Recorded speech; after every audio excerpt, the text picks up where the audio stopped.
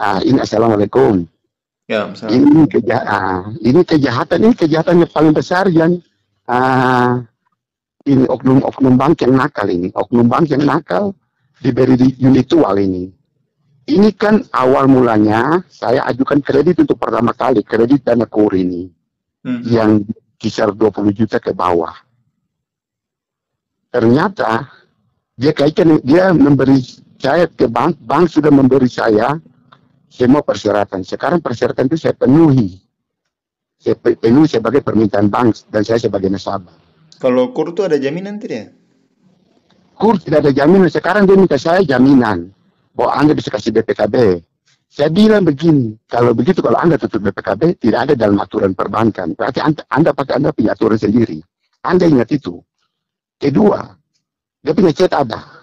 Terus kedua, saya bilang dia, kalau saya pakai jaminan, boleh.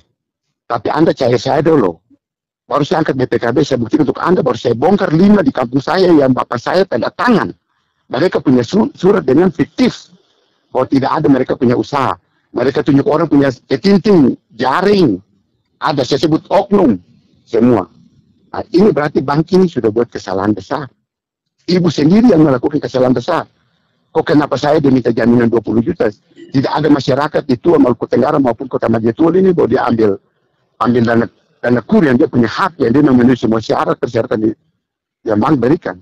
Tidak pakai atur. Kok dia mau lihat saya? Berarti ini kan secara pribadi dia mengintervensi saya. Dia mematikan saya dalam saya punya usaha. Berarti dia mematikan saya juga. Sebagai saya punya hak. Kur ini mau pinjam untuk apa?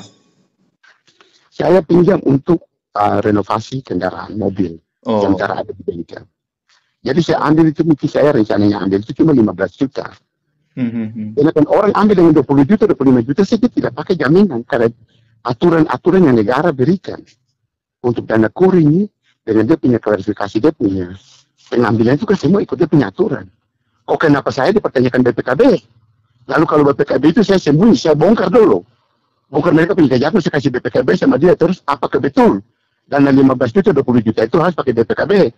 Nah, sekarang kalau tidak ada, apa sanksinya buat dia? Tapi kalau dia mau intervensi pribadi saya, maka saya memberikan. Berarti saya punya hak juga menuntut dia. Pak, ini pembohongan toh. Sekaligus dia mematikan saya dalam saya punya usaha. Karena itu untuk usaha kecil dan menengah. Pengajuan kapan? Ya. Pengajuan kapan? Saya pengajuan tapi dia tidak pernah ketemu saya. Lewat via telepon. Saya telepon tidak pernah angkat. Cuma chat. Jadi sekarang dia menghindar saya. Sebenarnya semua usul itu jadi. Tapi bawa kontak dengan dia mulai kapan? Saya baku kontak dengan dia mulai dari kemarin. Kemarin saya mempertanyakan kapan survei, dia bilang bahwa menunggu hari ini juga, nanti sebentar mereka tunggu. Mereka tunggu. Jadi saya menunggu di setengah hari itu tidak ada kabar berita. Terus saya telepon dia, tolak telepon. Nanti setelah tadi pagi, sebelum saya ke bank, saya telepon dia. Baru dia mulai chat. Dan chat itu semua saya simpan dan saya kasih. Lalu saya bilang, ibu, ini bagaimana caranya? Saya telepon pun dia menghindar semua. Nah setelah sore ini lagi, saya mulai bikin klip suara, saya kirim ke dia, mungkin dia rasa takut, dia bilang boleh, tapi besok bawa dengan BPKB. Saya bilang, saya kredit ini dalam tingkatan kredit apa? Kredit ini, kredit menengah kah atau kredit usaha kecil? Kalau kredit usaha kecil itu kan punya plafon pengambilannya terbatas dengan dia punya persyaratan, tidak memakai jaminan. Kenapa saya diminta jaminan dari semua orang kabupaten dan provinsi? Saya sendiri yang dimintakan itu. Apakah aturan itu berlaku untuk saya sendiri? Tapi dia sudah terima berkas pengajuan, dia sudah teliti apa begitu? Sudah terima. Irfan sudah terima. Oh, dia terima kapan? Saya serahkan pada hari Senin pukul 9.13 menit. Terus bawa ke ruangan pengkreditan di BRI unit. Terus saya serahkan, terus beliau tidak ada, jadi disuruh bahwa dititip kepada bukan satu tapi ruangan depan. Nanti mereka masukkan kembali. Nah setelah besoknya baru hari Selasa itu baru saya menghubungi beliau, ibu, saya chat, assalamualaikum ibu, kemarin saya sudah masukin semua persyaratan sudah saya penuhi, saya masukin tapi karena ada ibu tidak masuk, jadi saya diarahkan bawa ke siapa saya sudah lupa nama. Setelah situ baru dia sudah terima, dia bilang nanti Dia turun survei pada hari Selasa. Saya tunggu dari mulai jam 9 juga, setengah 9 juga lewat. Sampai kunjung, sampai sudah jam begini, tidak ada yang turun survei. Akhirnya saya pulang. Saya ke laut. Terus tadinya ini sebelum saya ke situ lagi, karena tidak ada kabar, saya chat, Ibu, saya ini mau berangkat. Jadi saya mau mempertanyakan kalau jadi tidak Ibu memberi saya penjelasan. Begitu. Supaya saya bisa tahu. Dia bilang, terus lama dia chat. Nah, dia bilang, kau punya usaha apa? Saya bilang, gak usah, ada sudah tertera di situ, tertulis di situ dengan izin usaha dari desa bahwa saya usaha angkutan umum. Ya, 3 angkutan umum 3 unit. Satu sementara tidak jalan karena butuh biaya untuk direnovasi yang tidak jalan. 2 sementara berjalan normal. Nah, dia bilang, tapi kamu supir. Saya bukan supir, tapi saya punya angkut. Berarti saya usahanya angkut. Ibu paham ke tidak? Kalau dia ngomong, tapi tidak jadi, sebenarnya tidak jadi dasar apa Ibu? Itu kan untuk dia, uang itu untuk dia menjamin semua usaha orang yang layak disurvei. Oh Ibu belum turun, Ibu bilang tidak jadi. Dasar alasannya apa Ibu? Nah, dia bilang soalnya Bapak itu sering keluar-keluar. Loh, saya bilang, Ibu ini sudah masuk karena saya punya masalah privat, masalah pribadi ini. Berbahaya Ibu. Ibu punya keterangan saya juga sebagai petugas juga sudah tidak benar. Akhirnya kami dua berdebat lewat komunikasi chat, pesan suara. Baru berapa menit baru dia bilang, bukan tidak jadi, bisa. Cuma dia mulai alasan lagi, kita minta BPKB. Saya bilang begitu, Ibu baik. Kalau saya kasih BPKB, dalam saya punya pengajuan, itu kan saya pengajuan 25 juta ke bawah. Tapi tidak sampai plafon 25 juta. Ada tingkatan-tingkatan yang perlu Ibu sebagai orang bangsa jangan kami ajar lagi. Jadi saya ajukan itu tanpa jaminan. Berarti Ibu tahu Ibu bisa memberi saya dari 10 juta, 15 juta, 20 juta yang paling tertinggi. Saya ada di ranah itu. Berarti kan memenuhi persyaratan saja sebagai warga negara Indonesia. Apabila syarat itu memungkinkan dan dia terpenuhi sesuai survei Ibu, berarti kan saya punya dapat. Oh Ibu belum turun, Ibu langsung sudah prematur minta bahwa saya harus lagi. Alasan kedua bahwa harus minta saya siapkan BPKB lagi. Saya ambil BPKB itu, saya ambil plafon kreditnya dalam kredit apa? Usaha menengah ke atas kah atau ke apa? Karena di atas 50 juta pun juga kita belum tentu pakai jaminan. Selain di mandiri. Kalau 50 juta ke atas boleh Anda mintakan itu. Kalau saya tidak mau, maka saya memaksakan aturan. Saya sendiri bertabrakan dengan aturan. Tapi ini 15 juta yang aturan melindungi saya sebagai warga negara Indonesia, sebagai masyarakat yang punya hak, yang bank itu cuma melayani kita masyarakat. Mereka itu pengelola uang rakyat. Itu salah di mana? Baru tidak mau terima telepon lewat via chat. Kok ini tipe petugas melayani masyarakat atau apa? Kalau beliau yang terus yang saya jadi alasan lagi beliau. Kalau sekiranya kalau orang ambil 20 juta banyak. Saya bisa bukan ambil data palsu. Saya ambil data yang jelas karena saya punya bapak sendiri yang tanda tangan. Saya bisa hitung dari bulan tanggal. Saya bisa ambil bukti. Mereka tidak punya usaha. Ya, mereka tidak punya usaha. Mereka punya utang di mana sini. Mereka galau tutup lubang. Mereka bisa pilih tunjuk orang punya jaring yang sudah rusak. Ketiknya yang dibungkus dengan karung, terpal yang rusak. Mungkin orang yang punya juga tidak tahu. Mereka di situ keluarkan surat izin usaha dari desa. Sebenarnya bahas ini, jangan dia ganggu pribadi dia berhadapan dengan pribadi saya, jangan dia bawa ke tugas dia. Nanti terungkit semua kejahatan-kejahatan perbankan ini. Ini berbahaya. Kalau saya ngomong, saya bisa kasih bukti. Karena ingat surat itu juga keluar dari desa, sekretaris desa punya nomor surat kok. Bank tidak kasih bukti, tapi ada dia punya arsipnya. Dia punya nomor suratnya. Nah ini dia adu saya supaya dia adu saya. Supaya saya pakai dia pengacara, ketemu cuma satu saja, ketemu gugat bank ini. Ini lebih enak ini kasus enak ini. Orang yang nipu juga enak. Ini berbahaya sekali. Jadi intinya itu ya. Pak Dorang mengajukan pinjaman sebenarnya yang Pak Dong harap itu sekitaran 15 juta juga bisa ya?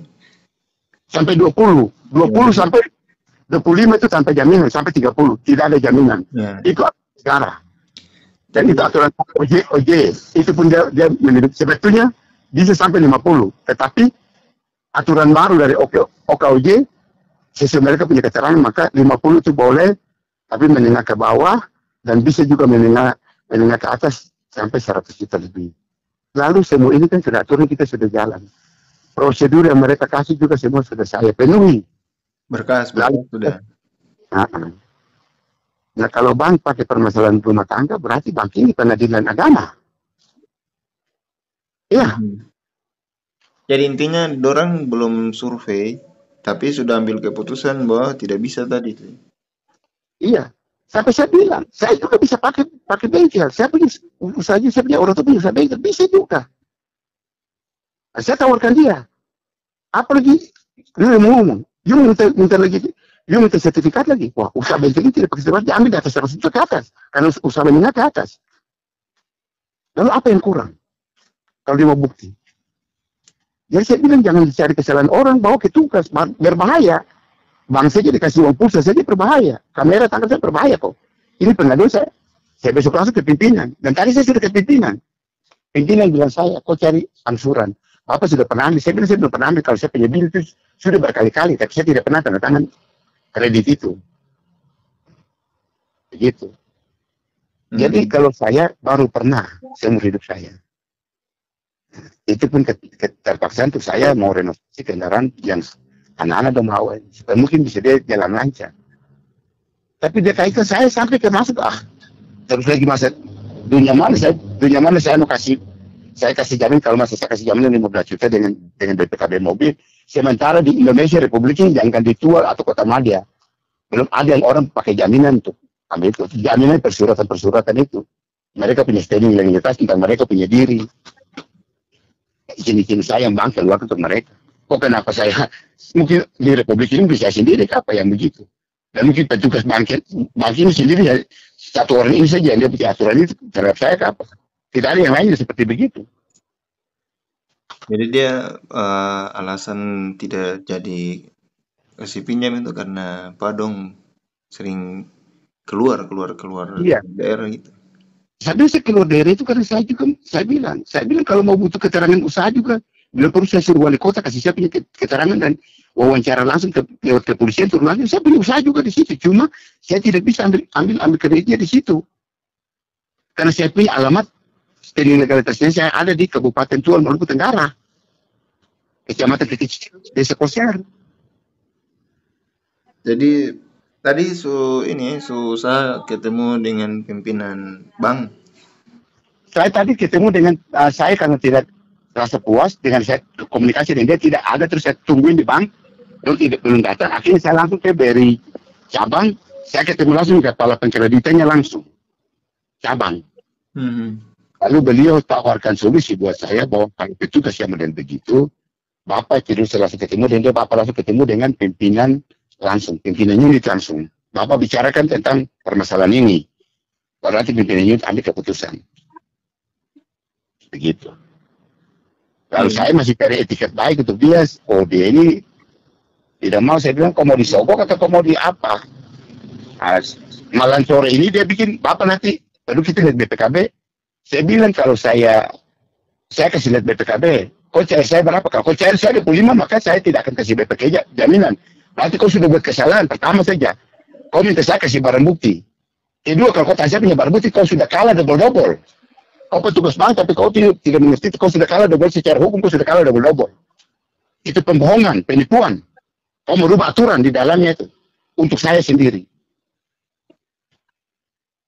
Jadi saya bilang, kau tunggu besok kau ketemu dengan saya di pimpinan bank. Mungkin saya bikin kau sampai kau menangis nanti besok. Mungkin bisa jadi kau bisa berhenti nanti. Biarpun saya laporkan kau sampai lagi di Ambon nanti. Biasanya saya bicara main-main.